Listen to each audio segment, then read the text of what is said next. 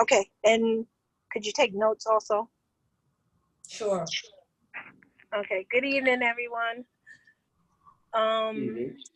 This is a follow-up from our meeting, our past meeting. We had a few questions about the account, first of all, about the internal affairs person or persons involved and the process for how it's handled. And we had questions about how many incidents were reported between the last 2-3 years. Can you hear me okay? Yes. Yeah. And I'm going off the head. And let me see if I can find something from the last meeting. I remember those were two big ones. That was the two main points. Yeah. Yeah. We also discussed about and I shared with Chief Castelli as well about having a place designated or having designated stations for reporting if there are incidents that occur, because people don't feel comfortable going to the police department, and to really not have an incident be biased because it is the police against the police.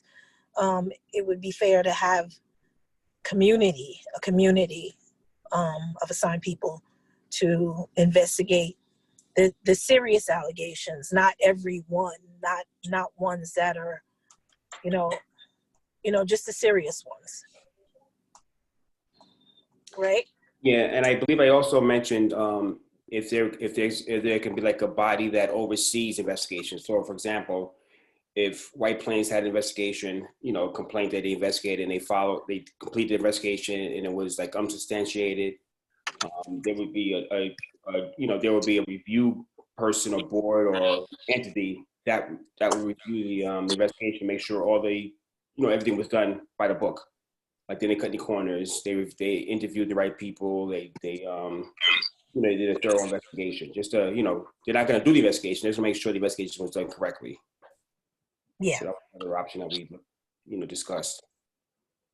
Well, I mean, that would be along the lines of like a citizens review board. I mean, in general, because we're talking about complaints, and I think certainly that's one of the recommendations that is going to be made. So. Chief, there's several levels of oversight already in place. One is, and Wade, this, like if someone feels that something wasn't investigated properly at our level, there's the DA's office that, typically that one would go to voice. And I'm trying to think of the Westchester County Office of Public Integrity. And then also the New York State Attorney General's office takes complaints about any entity, and they provide oversight as well. So there's already in place levels of oversight. I just don't know that, the common, anybody in the public would naturally know of these agencies. Yeah, exactly. And I think the one thing is, those places are there if you want to seek them out. But is it possible that, all like cases that meet a certain threshold automatically by another, either a third party, another entity, civilian complaint review board, somebody else, just automatically, every case that meets this threshold is automatically reviewed, rather than, well, I'm not happy to find these. Now I got to find somewhere else to go to. It's possible. I don't mean to, Chief, stop me when, if I'm speaking on the term, but I don't see a problem with, like, we have our citizen complaint forms on our website for download. I don't see a problem with putting like a little blurb or disclaimer, attached to that complaint form on the website, saying that this is one remedy. If you're not satisfied, these are other remedies that you could look into. I have a couple of thoughts, if I may. The first, to Captain Spencer's point about the DA's office. Well, just a few months ago, the general public discovered that the chief of investigations for the district attorney's office was also serving in the capacity of the chief of the Westchester County Chiefs Police Association. And for many months, it seemed that the DA's office would not investigate serious allegations coming from Mount Vernon, from an officer there. So the general public felt that, you know, it may be even a conflict of interest to have a senior police leader be the chief of investigation at the same time for Westchester County. So that has just happened recently, and that created some discomfort in the general public. And then the other issue about, so I think for me, this tricky point is to be very clear. Yes, a civilian review board will look at the outcomes of internal affairs to give the general public confidence that it's doing exactly what it's supposed to do. But what we've been hearing at the public listening sessions is that community leaders would like the Civilian Review Board to also investigate, just as Katrina said, in certain cases, not in all cases, but in certain cases, to have the authority to investigate these allegations. And so that's going to have to be defined. Like, in what scenario would a Civilian Review Board initiate an investigation, and in what scenario would the internal affairs just do what it's already doing? The other point about internal affairs is that in some cities, the Civilian Review Board also takes complaints from local police officers who do not want to bring the complaint to their own police department. That has also happened. So they also take complaints from law enforcement. I also had a question for either Captain Spencer or Chief Castelli, when if they do go to, like, at what level is there a chain of command? Because sometimes is there a chain of command to filing a complaint, like escalate into the DA's office or the next step after that? Because what happens is when someone calls to make a complaint, or they had a situation, if they go to, you know, they're told they have to go to internal affairs. I'm not sure if they went straight, if they didn't feel comfortable with internal affairs, if they went to the DA's office, if the DA would then tell them, well, we can't take it, you have to go to internal affairs first. And is that like a whole chain of command thing, like, oh, you have to go to this agency first, and if they turn you down, then we do, you know what I'm saying? No, if you make a complaint, we take it, and it's our professional standards internal affairs unit investigates that complaint. You can, what I'm saying is, you can also go to the DA's office, especially if you feel that your complaint wasn't resolved to your satisfaction. And at the same time, you could do that. Also, at the same time, there's the state attorney general's office that can, do the same thing. And there is a Westchester County Department of Public Integrity that looks into cases where if you're not satisfied, if it's specific to public people who hold public office and integrity. So it's not like if the DA will kick it back and say, if it's actually, let me just back up, because the DA is going to want to investigate things that are on the level of criminal activity and or abuse. So they may have a threshold, and I don't want to speak for them on what kind of complaints that they will take, but we will take any complaint against any police officer in the city of White Plains, and we'll look into it. But there are other agencies. My point is, there are other agencies that are already in place that provide oversight. Yeah, so just so I can add, maybe we set a little bit, of the history, not the history, but the way I look at it, there's generally three ways that complaints come into the department.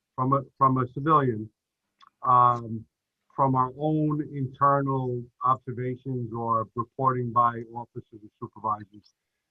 There could be, occasionally there is third party, meaning somebody just random calling on behalf of somebody who doesn't feel comfortable. I guess, and then we also get from the DA's office public integrity, and this is after, after an arrest, when the DA meets with the defendant's lawyer. If the defendant makes a claim of impropriety or abuse, excessive force or something, the DA will set aside the criminal case, notify our internal affairs to do an investigation, and then get back to them with the results. Now, I understand that there is a X amount of distrust that we're investigating our own. I get that. But I think the integrity of the department should go a long way. And if there's criminality involving our officers, we're going to see that something is done. And I don't mean cover it up. I don't mean make it go away. If there's criminality, it's criminality. If there is bad behavior, then there are various things that we can do. But we generally handle them professionally, and we understand the point of doing that to maintain the integrity and the trust. Even though I know there's an inherent trust that how can anybody investigate their own? Certainly, if we undercover in our own department crime, I would recommend we refer it to somebody else, because then we just take that away right off the bat. The worst thing is when a cop is accused of committing a crime. But that's kind of the basis for a lot of what we do. I know me and Jimmy had talked about maybe using our police chaplains and other clergy to be a safe reporting person. Meaning, my concern is it's anonymity is great. There's pros and cons to it. Theoretically, anonymity can cause more not fake, that's not the right word, but more I can't think of the word, but let's say fake, meaning there are a certain amount of people that will just make complaints, especially if they're under arrest. They think that'll help their case. They'll make an anonymous complaint because it's easy. My other thing is if they're making an anonymous complaint but the allegations are serious and they tendency to be verified, how do we get in touch with that person so that we can do a proper investigation, or we can refer them to somebody? So if there's a go-between who can be trusted to take their information, give us the facts without that information. But if we look into this and say, wow, this is bad, we need to get in touch with this person. We need more. We want them to come in, talk to us. We want to make sure this is dealt with. Or this person needs to go to the DA or the Attorney General's office. As long as there's something like that in place, if that might be a happy medium where Katrina, where if you say the people are not comfortable, I don't disagree with that. You're going into a police station to make a complaint about cops and it's filled with cops. That's completely understandable. Again, it happens all the time. There's plenty of people who don't have the problem of doing that. And just one more point, and I promise I'll shut up. I know I have a lot of coffee. We do allow basic complaints, meaning somebody was stopped by the police. They were given a ticket. They thought the officer was rude. They come into headquarters and they speak to the sergeant at the window or the lieutenant at the window. They have the ability to mitigate that if it's appropriate. They then would either write a summary of the results of that. It very rarely happens, and again, maybe it doesn't happen because people are afraid to come in. But we do allow on those small situations, either that or they definitely would refer it, that this needs to be investigated. They send it to IA and stuff like that. So I just want you to know there are circumstances. I think in our procedure, if you read it, that allows at that level a boss to take care of the situation. And by that I don't mean make it go away. I mean, if it's a rudeness complaint and it's a matter of speaking to the officer, and the person is okay with that, then we make sure we speak to the officer, and it gets documented. Hey, listen, she's saying you're rude. The body camera has taken away a lot of that stuff. I can't tell you how many times somebody said the cop said this, and I'm not defending us. I'm just telling you, this is what it is. We especially on those type of complaints, we will review it right there, and a lot of times we'll say, oh, well, it was captured on body camera. We'll review it, and the people leave.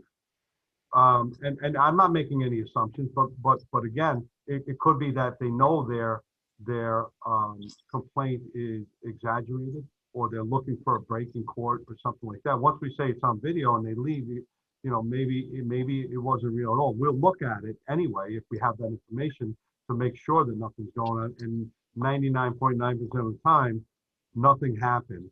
And it's just the idea that they didn't like getting it. When you interrogate civilians in police custody, do you all record? Listen to me.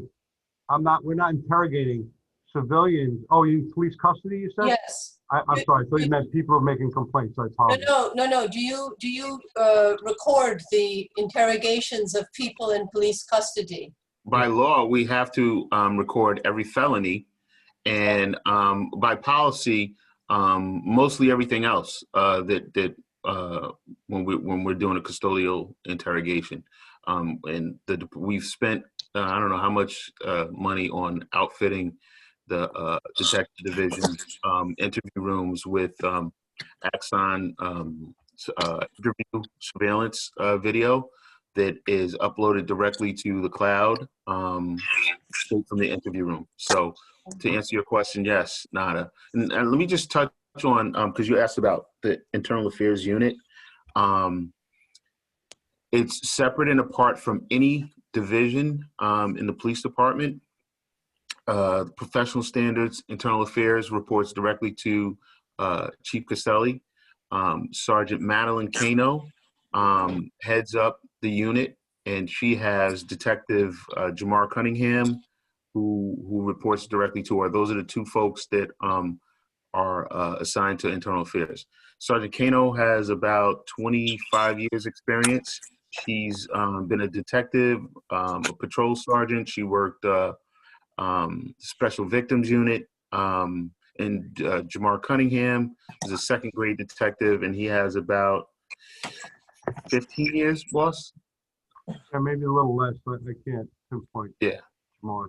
But both of those individuals, when you're talking about, number one, good detectives, get to the bottom, and I'm sure Wade Hardy can vouch for both of them, integrity beyond reproach. So, and they were hand selected, for that position because we want good folks in that unit, number one, and we want the trust. We want people to know that, these two cops their integrity is beyond reproach.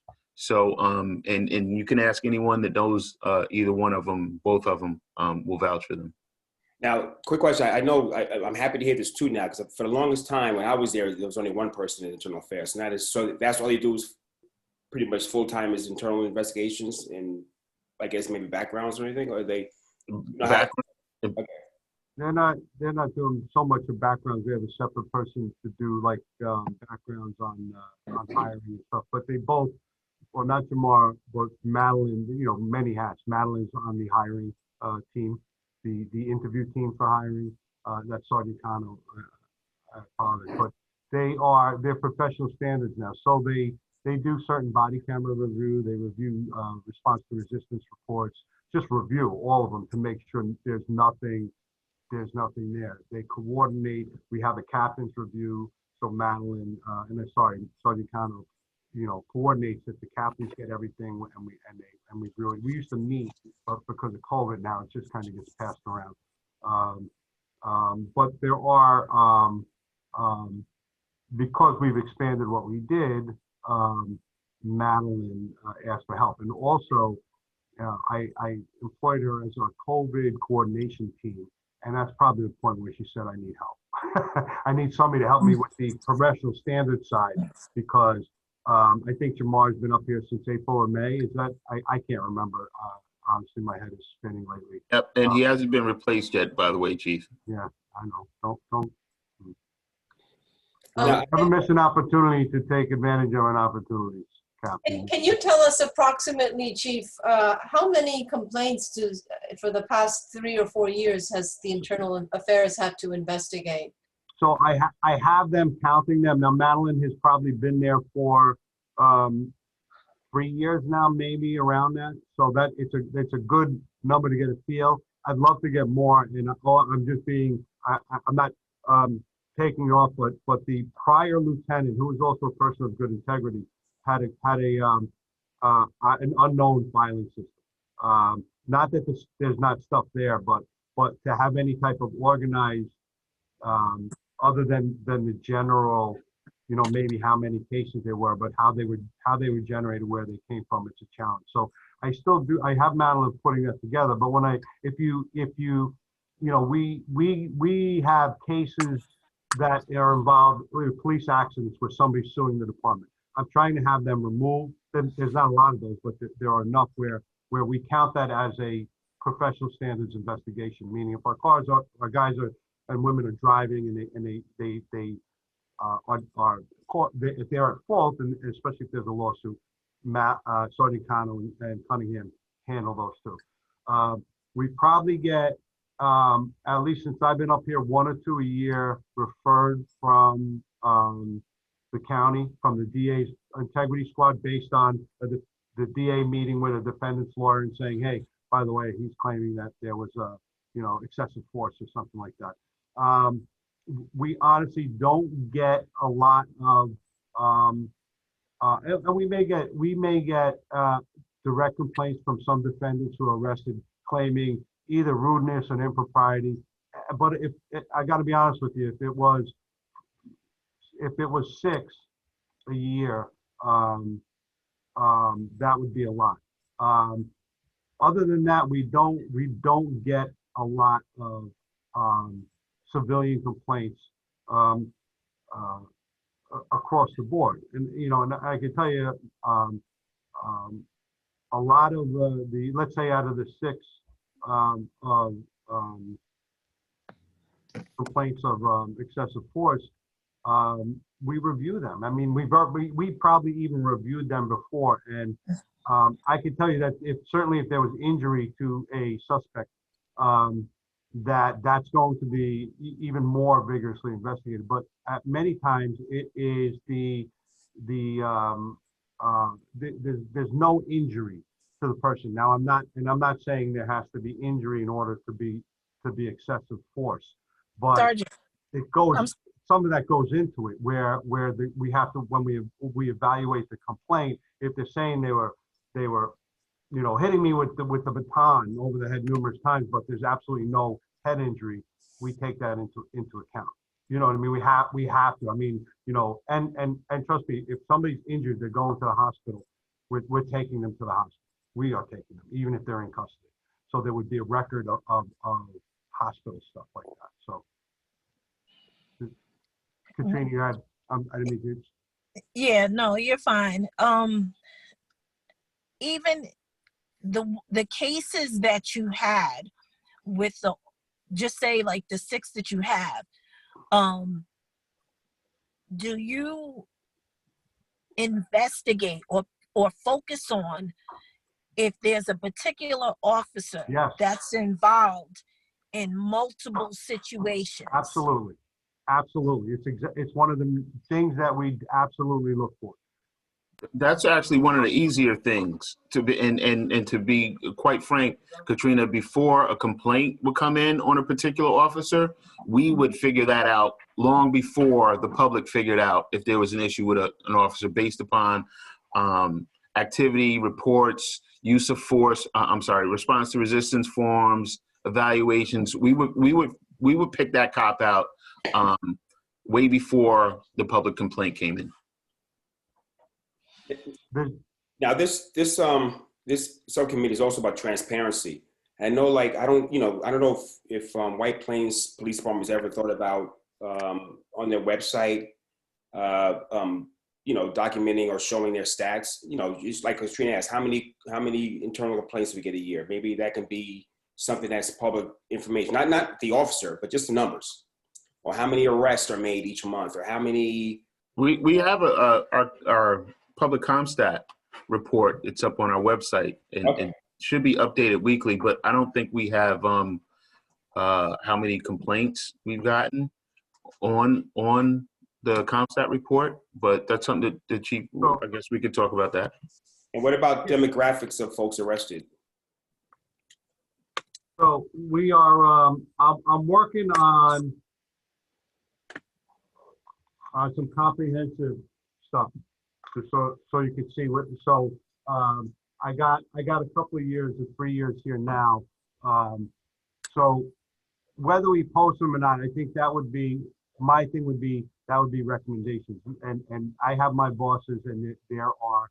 I can't say, and I don't think the time right now is to say yes, we can do that, or we should do that, or whatever the case. But I certainly think that it's valid recommendations. Our CompStat has reports of crime, of Part 1 crime, serious crime. If there's a recommendation that we also put some of our internal stats, like a number of arrests and number of complaints received per month, and the demographics. That might be something that would be a good recommendation. Again, my only concern is if someone is to look at a month snapshot, and it just so happens that some of the demographics are way out of whack, is that going to be a focal point when the overall picture shows a more fair understanding of how we and who we arrest and why we arrest? You know what I mean? Yeah. Chief, it's also important to note that our crime and our arrest stats are driven by shoplifting. And most of the shoplifters don't even live in White Plains. So, and that's something that we're, that's something that if we, when we can put that up there, if we get the blessing, but that wouldn't necessarily tell the story of White Plains. You understand what I'm saying, Wade? Yeah, no, and I totally get you. When Chief was mentioning the demographics and it could change month to month. I remember back in the day, you get those crews from Brooklyn that come up here and they shop like crazy, and we catch them. We're catching like 10 people from Brooklyn. That's going to skew the numbers for 1 month. Yeah, that is absolutely going to skew the numbers. And what I'm trying to break out of these numbers is, there are calls about where an outside a victim or complaining calls reporting a crime, and we arrest somebody based on the outside call. Then we have self-initiated calls, or we got a new system and they changed some of the things around. They want a crime in progress and I'm sorry, I just want to get the right wording on it. So a crime in progress would be generally somebody calling. I got to get them. Sorry, hold on. Is it call for service? On view offense. On view. No, it would be, so on view generally means the self-initiated, the cop is making an arrest based on their observation. I think that's a little bit more of a telltale, a little bit more of a stat that would be, say, what we're doing as a police department. Are we up here when it comes to a certain minority? Are we down here? What is it? Are we arresting, are our general arrests in line with our demographics, or is there a disparity? And if so, then why is that? And I can tell you, I'm sure our overall stats will show an arrest for male blacks at a higher rate than the demographic. Now that I can tell you, there's reason for that, partly being the shoplifting, and that we're getting a report of a crime from somebody else who's identifying somebody, and we're reacting based on that identification. It is what it is. Now, if we're are on view arrests, and all we are arresting young male blacks or something, or let's say we're only arresting Hispanics, I think that is indicative of a problem that we would have to address. And also tickets as well. People getting pulled over. I don't know if you keep those sets. I think before you said it's difficult to determine the race all the time.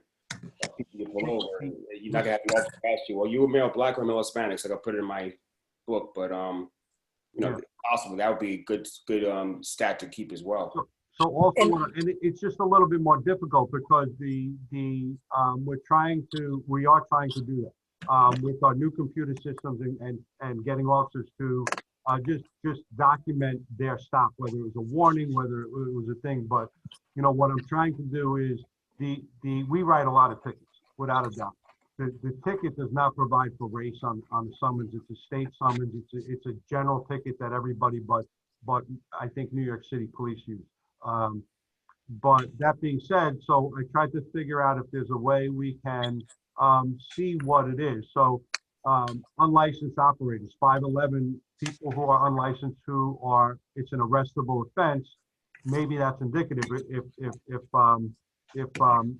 we have a way higher incident of arrest of a particular minority outside the demographic. Maybe that'll be show whether there's a problem or not. You know what I mean? Because we document the arrest, which includes us documenting the race. But on general tickets, it is a little bit more difficult. But we're working on that, on just a stop. I don't have numbers. I don't have demographics. Anecdotally, you can just go down to city court and take a look around when folks are coming back into to report on their tickets, to go to court for their tickets. Everybody is represented there. Black, white, Spanish, male, female, tall, short, fat, thin. You can just look and like it would stand out like a sore thumb if it was just one demographic online. And that's not the case. Where you've been in the buildings a zillion times, everybody's on that line. I'm trying to get, and there's overlap. I'm sure there's overlap, but I'm trying to get just a list of complaints over the last few years to show what the complaint was, where it came from, and what the disposition was. So you can have that. And I apologize. Some of this stuff is more crunching the numbers with a system that unfortunately we're all still getting used to. And also the data is only good as what's been put into it. So if I can just summarize this, I want to see if I've understood correctly. What I think I'm hearing is that you, Chief Costelli, and Captain Spencer feel comfortable that internal affairs is working as it should be. However, you are both not opposed to having a civilian review board in the city of White Plains that would review the outcomes of internal affairs. Did we understand that correctly? I don't know if I go so far as saying that I'm not opposed to it. I would just want to see the need for it. I don't think that there's a need. Like you would have to justify looking at complaints, looking at judgments, lawsuits, looking at settlements. Settlements and lawsuit judgments would be indicative of even settlements, things that the city wouldn't want to put up a fight against. And we don't have that. We don't have that in White Plains. We don't have judgments against the city because of bad police behavior. We don't have settlements. We don't have judgments. Our complaints are minimal. So I don't see the need to do that. The need is responding to the moment we find ourselves in, where the general public would like to have an institution that safeguards their sense of trust in their local police department. I think that's I get that, but then we also have to discern the difference between a national want and a local want, and a national necessity and a local necessity. Captain Spencer, we heard at the last listening session various community leaders asking for this. I really do think that it's necessary, and I think that the numbers don't show because people are not comfortable coming forward. they're not making the complaints. Because they lost faith and hope in the system, in the police department, that anything would get done. Well, and would the complaint go to the Civilian Review Board, or would it still come into police headquarters? Well, any complaint that goes to the Civilian Review Board, the Civilian Review Board would automatically share a copy of it with the chief. That's how it works. So, you know, just my take on this, and I hope you understand, you heard my mayor speak. I don't necessarily think this is something that we should, as the police, we should weigh too heavily in, but if it's a recommendation, it's a recommendation that would be, I think, should be considered by the Common Council and everything else. I do think, and Katrina, you know, I know where you're coming from in the little that we talked, but you know, there is a component of people being afraid to come forward, but there's also, you can't hide outright abuse of authority and in a police force that is brutal or excessive force. You can't hide that from there are not people getting beat up by the police department now. I certainly can't say that there are things that any officer may do wrong. I think White Plains' problem is certainly not the deadly physical force issues. It's not the abuse of excessive force issues, but some of the lesser issues, some of the potential implicit bias, or at least the impression of implicit bias, the potential of treating a certain neighborhood a certain way, or just as I said, the rudeness, the lack of courtesy, the lack of empathy.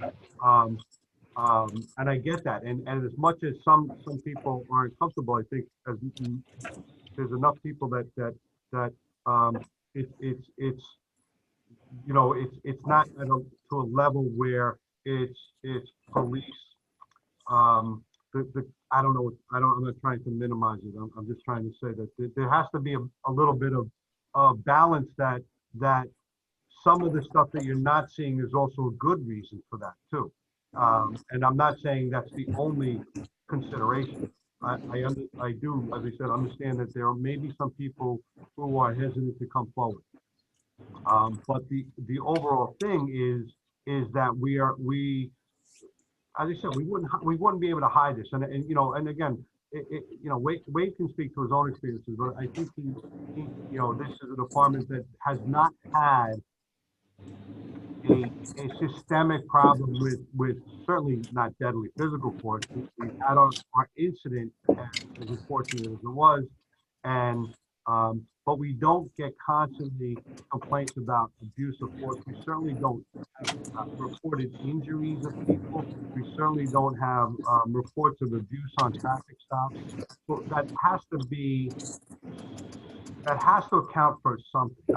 All I'm saying is don't discount. I'm asking not to discount that. That could mean something as much as that it is true that people are afraid to come, maybe afraid to come. Yeah. I also want to say, Chief, that policing in White Plains has changed since the time I've been hired. You know, there was a different structure, a different culture when I got there, as opposed to, you know, 22 years later. So, you know, I don't know. I don't see the need for it, and maybe I have a scotoma just because I'm looking at it from this perspective.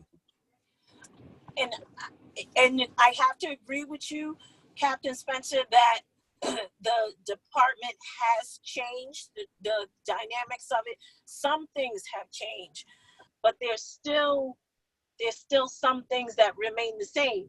And even though you may not have gotten a lot of complaints, even if there were two, they were serious enough to be reported, and I think that still need to be handled in an outside agency, right? That it still needs an outside company, outside of the police department, to handle the situation. And there's a lot I'm holding back from saying. Katrina, You're, hello? you're breaking up a bit, Katrina. You're breaking up your audio.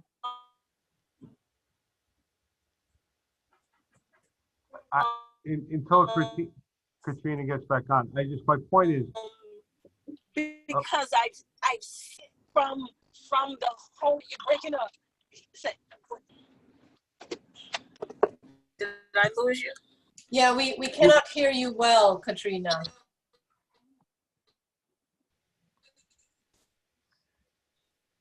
until Katrina comes back on, I think my point of this is that this subcommittee is about accountability and transparency. I certainly think that. All right. Me, Still not getting it, Katrina. step outside. So my point being is that a recommendation like that is a valid recommendation. I just I don't know if Captain Spencer and I even arguing the need for it, other than, you know, as I said, the sides of this story should be taken. So I think that for the other civilian review boards, and we only have a few in the state of New York, it's true that, let's say 70 to 80% of the complaints may just be around the civilian complaining that the officer was not respectful. But you know what? I mean, I think that that data should be captured, because the public has an expectation that police officers will comport themselves in a respectful manner, even in challenging situations. I know we're asking for a lot, but because they're armed, because they represent the power of the state, we have certain expectations of our law enforcement. And I think that certainly the chief of the department should know if the public is complaining about the general behavior of an officer. I think that's important information. And those kinds of more minor complaints are certainly probably not being reported to the police department. And those are the types of incidents that would be captured more if the city of White Plains makes it more accessible for people to feel comfortable sharing their experience with a local law enforcement person. Yeah, one thing we discussed at the last Absolutely. subcommittee meeting, we talked about having the internal affairs or the police complaint form, maybe like say the Slater Center or the church. They got the stack of copies there. So if someone wants to make a complaint against a police officer, they don't have to go online and fill the form out. They can go to the church, or they can go to the Slater Center, they can go to wherever and just fill out the form and either have someone else drop it or mail it in. They can, you know, and here's my thing, maybe, you know, some of it, and again, me and Captain Spencer and you, and trust me, there's lots of overlap with some of these subcommittees.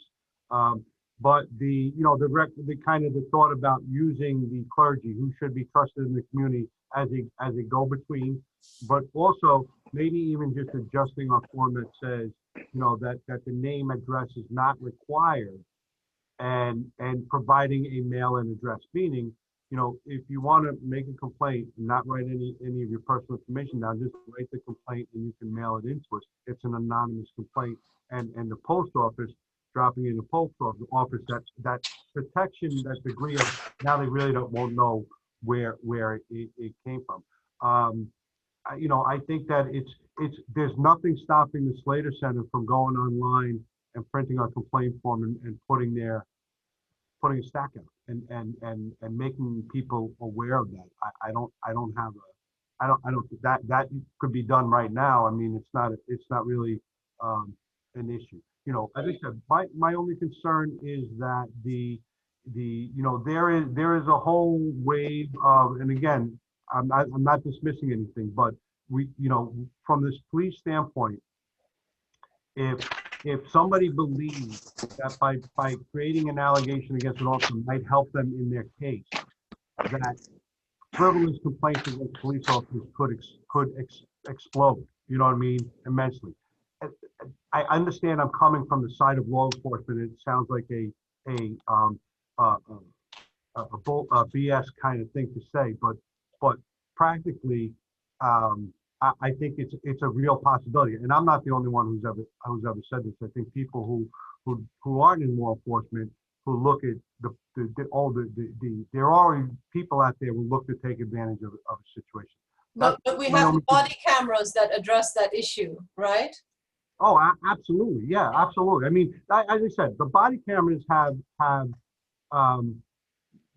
could be part of the reason why we've had, I don't know exactly what the citizen complaints or any complaints against officers were 10 years ago, pre-body camera.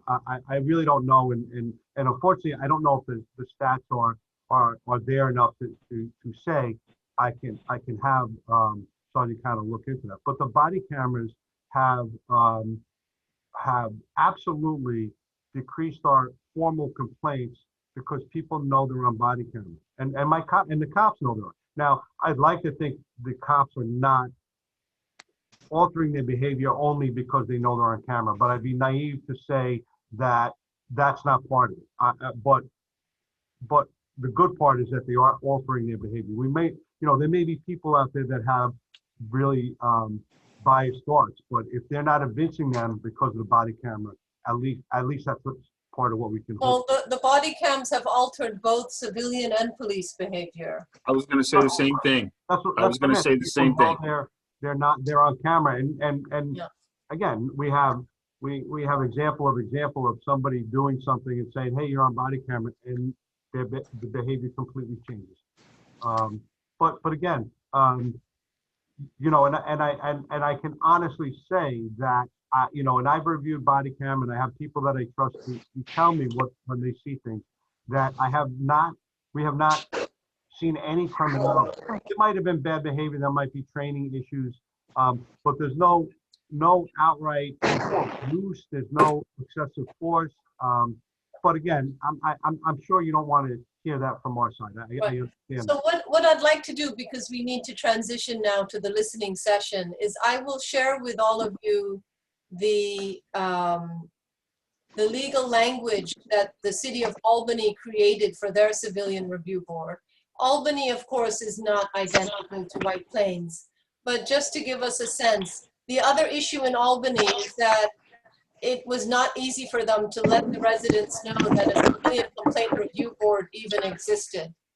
So that was another issue. Like, even if you create a civilian review board, most of the people will not even know about it. So that's one challenge. But I think it'll be important for us just to look at the language and to say, how is it working for Albany?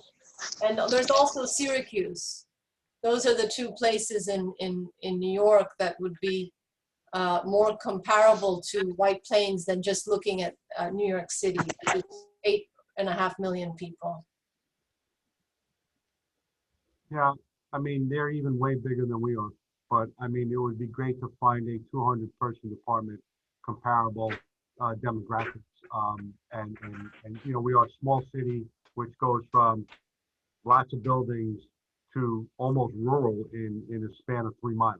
You know what I mean? You know, Albany is a pretty urban, at least in the incorporated part, as is here. You know, but that's fine.